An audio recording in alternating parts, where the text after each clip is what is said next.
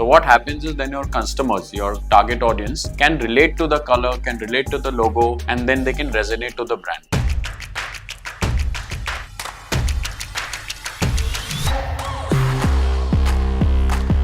If a new luxury jewelry brand had only 3 words to define its identity, what should they focus on? They should focus on experience, craftsmanship, and quality.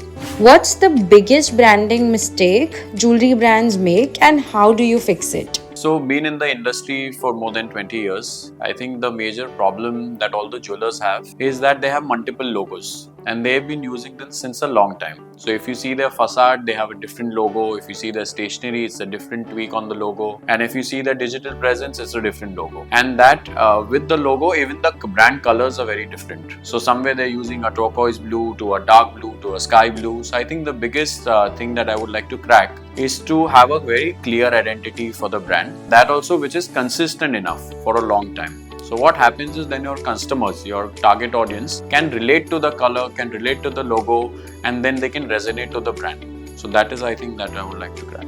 How would you position an affordable luxury jewelry brand?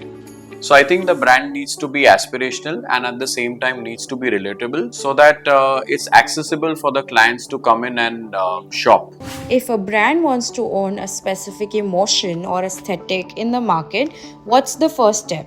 So I think first the management needs to be clear on what aesthetic and what emotion they want to create for the brand, and then that's why we follow the 3 Ws internally. So which is like why you want to make this brand, what is the reason that you want to make this brand, and for whom you want to make this brand. And then only we can have a clear indication on what the brand needs to be about. If you had to rebrand a failing label in 24 hours, what 3 things would you do first? I think first I would analyze the brand, that why it is failing, finding the reason that what made it so low during this time. Second is checking on their content. So whether it is relatable to their end consumers and whether the photography, videography, whether the model shoot, everything is rich enough for the end consumer to relate to it. And the third is digital platforms. So I think it's very important to be on all the digital platforms and not just Instagram. So I would also like to see on the website or LinkedIn or maybe Twitter.